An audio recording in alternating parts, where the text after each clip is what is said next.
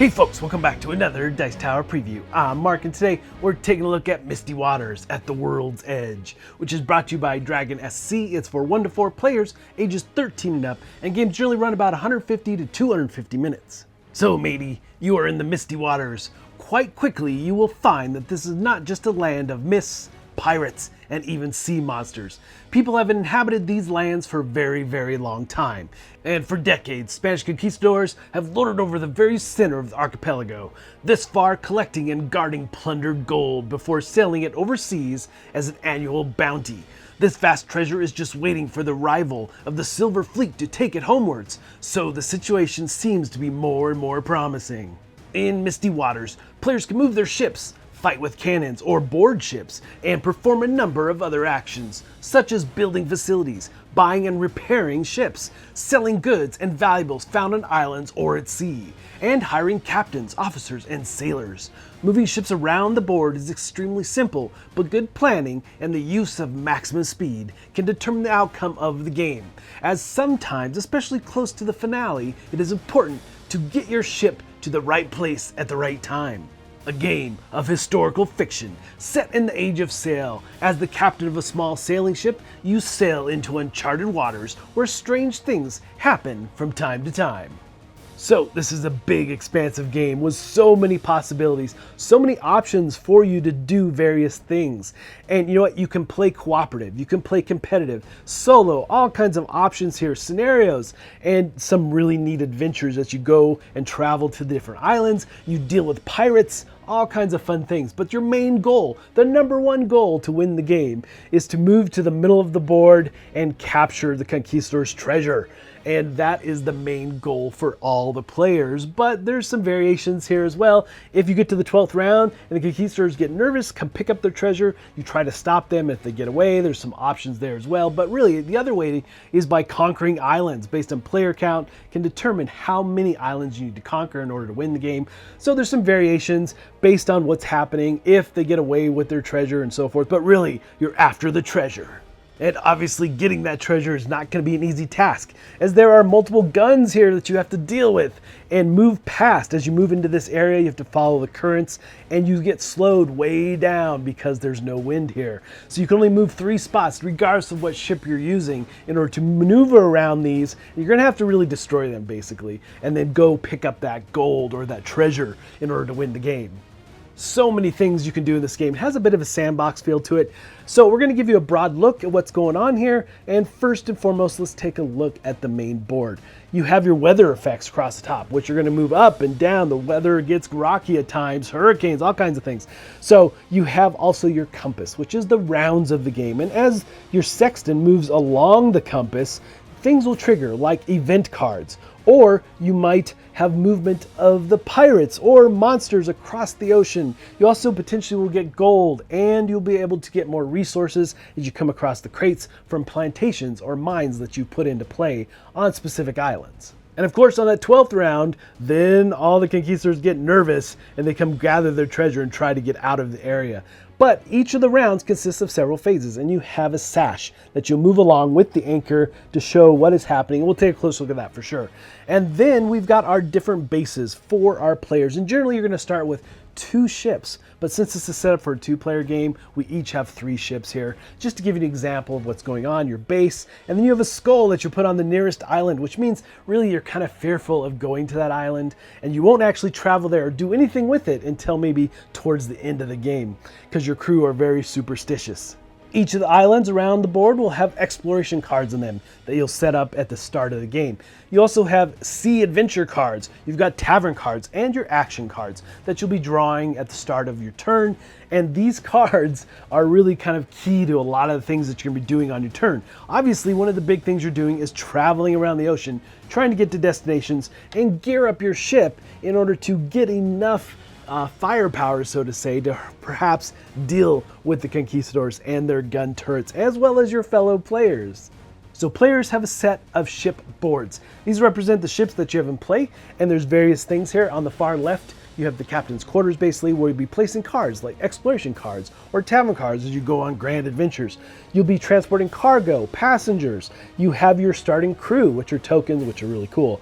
And you have your starting guns. And all of these things can be destroyed as you go into battles or you board ships. So you can replace these things as you go to ports, hire more crew, get more guns, things like that. But there's also officers that you can put into play for guns, for when you board, and also captains. And there's various bonuses based around the officers and the captains.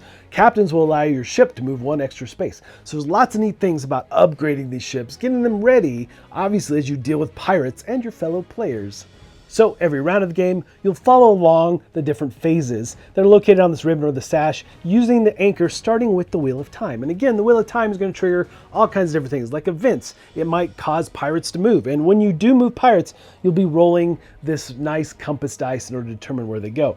Also, you're going to be getting gold and different resources, again, just based on where the sextant lands around the Wheel of Time. Next, we have NPCs will move and attack. Now, NPCs, strictly for movement, are related to the conquistadors. If they picked up the treasure and on their way out, perhaps, they'll move. Also, attacking will take place. So if there's monsters in play or pirates next to other players, they will attack. And we'll take a look at attacks, which I love in this game. The fact that battling back and forth with simple dice really works so well. Next up, we have weather effects. And what's key here is that they're going to move along these 3 tracks. And once it reaches the 3rd track, that particular tile will activate, moving the weather tracker up or down based on the number value on that tile. And then there's a series of icons. They're going to activate various effects. So the symbols and icons along the weather track, so many different things can happen here. You can add or reduce the speed of your ship.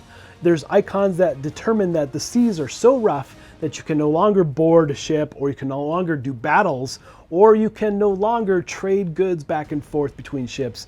Lots of different things can happen here, and even the waters can get so severe that if there are monsters in play, they might return to the depths. So you have to be mindful of what is going on with the weather and what you're going to plan to do next. So maybe those are the times you want to be in port, things like that. So those are really interesting as they change up the dynamic of what's happening in the world. Now the tiles themselves have some different icons on them as well. You might be putting crates or rafts into the whirlpool spots by rolling dice and placing them and so forth. Lots of different things that can happen there, but there might also be a bountiful harvest perhaps for plantations that are in play. And I just really, again, the weather effects add so much change and dynamic to the game. I really like this aspect. And as the weather gets really bad, you start to do damage to your ship, which just means you're going to lose guns, you're going to lose crew, things like that. So again, be mindful of what's going on with the weather as you move along the board and get ready for those turns, because you do get some information about what the weather is going to do and how it's going to change.